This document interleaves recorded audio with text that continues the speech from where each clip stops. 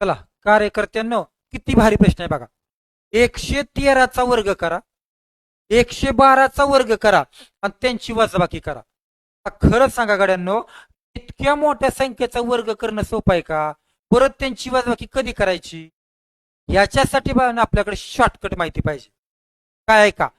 ज्यावेळेस दोन संख्यांचा सेपरेट वर्ग असतो, दोन संख्यांचा सेपरेट वर्ग असतो, त्यावेळी एक शॉर्टकट आहे बघा.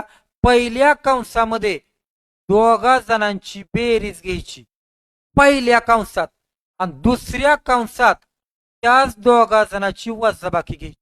कळतंय का बघा? एकदा बेरीज आणि एकदा वजाबाकी घ्यायची. तुम्हीच सांगा मग, या दोघांची जर बेरीज केली तर ती येणार आहे 225 गुणुले या दोघांची वजाबाकी करा 1. तुम्हीच सांगा, 225 ने 1 ला गुणलं 225, संपलं. आलं उत्तर. पर्याय नंबर 2 तुमचं उत्तर असेल.